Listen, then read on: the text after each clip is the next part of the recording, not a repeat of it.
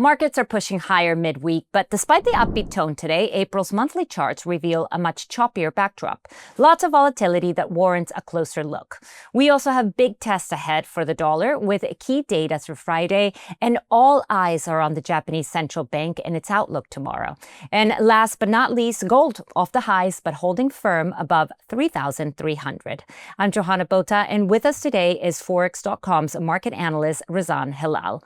Hello, Razan. Thank you for being here with us today. Good morning, Joanna. The markets are looking a bit flat at key levels over here. It seems like a bit of the calm before the storm, before key earning and economic reports for this week. Yeah, that's right. So the Dow climbed 300 points and the S&P 500 and NASDAQ rose by 0.5.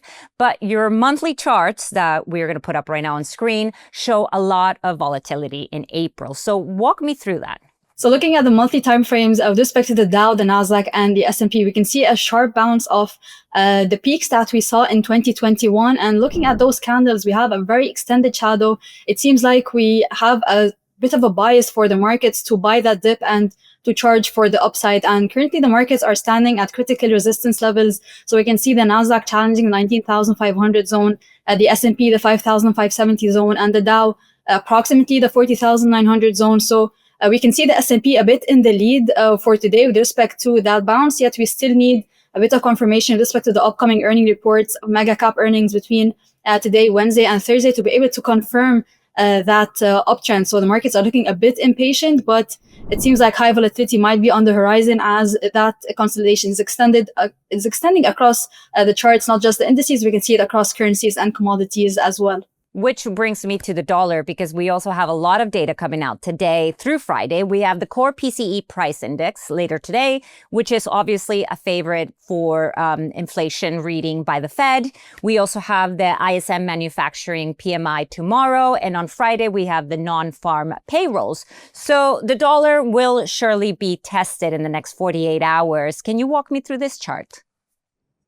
Yes, definitely. So here we have the 4-hour time frame with respect to the US dollar index, and it's currently holding firm above the critical $98, the 98 support that it reached previously this month. And we can currently see what looks like a potential inverted head and shoulders formation, which is a reversal pattern we see usually in technical analysis, but we need a firm hold above the 100 level, the 130 level, to be able to confirm that possible reversal. If you do have readings beating expectations with respect to the advanced GDP for the economy, as we have now increasing risks for a recession with respect to the US, if you do have positive reports out there, then we might have a chance for a positive rebound for the US dollar index from these levels. If not, we might see an extended consolidation or possibly lean into the weaker side before we have the next key reports on the horizon. Between the ISM PMIs, that's a leading economic growth indicator for the US as well, due on Thursday, and of course the non-farm payroll on Friday, amid the whole uncertainty on the US-China trade talks. Okay, that's a lot to sink in. And then we have the dollar yen. So tomorrow the BOJ decides on its interest rates. No change is expected by Kazuo Ueda. I hope I said that right. But the quarterly output report that is being published tomorrow might give us a little bit of cues as to what the Japanese central bank will do next. What does your chart tell us? Yes, so with respect to the latest Tokyo core CPI, we had a notable rise in inflation metrics, notably beyond the BOJ target level. So that's the 3.4%. So over here, looking at the chart, we can see a very strong hold at the golden 618 Fibonacci retracement of the uptrend for the dollar yen that extended between 2023 and 2025. So we're currently standing at critical support zone over here, also aligning with the lows of September 2024. So we're talking about the 139 level.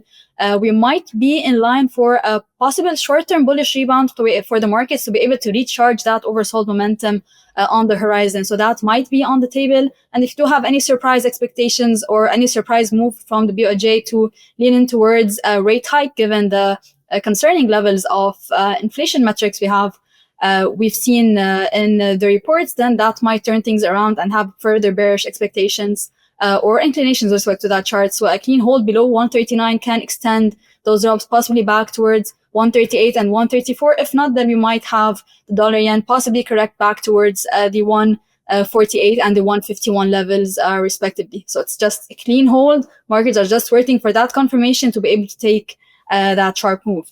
Okay, and gold. Last but not least, we want to talk about gold. So obviously it's come down a bit from its all-time high last week, and it's holding above 3,300 at the moment. So what's your take on this? Yes. So looking at gold now from a shorter time frame perspective, we can see a short consolidation that might be a bit of a calm before the storm, as we can say, because we have a short consolidation between the 3,000 to 280 and the 3,350. So a break in either way can possibly push gold for another $100 volatility direction in either way, still holding with high uncertainty. Now, if we're going to look at gold from a monthly time frame perspective, the overall chart looks like it's leaning in the direction of a cup and the handle pattern, aiming towards the 4,000 mark. Yet, given the overbought momentum in the horizon, we might have possible short-term pullback before recharging all the way towards that 4,000 mark. But if we have possible increase in geotensions or further uncertainty in the markets, further uncertainty with respect to U.S. recession, the health of the U.S. dollar, then we might see gold continue with that bull track all the way to 4,000. Great. Thank you, Razan. And thank you for watching. For more financial content like this, please like and subscribe to our channel. See you later.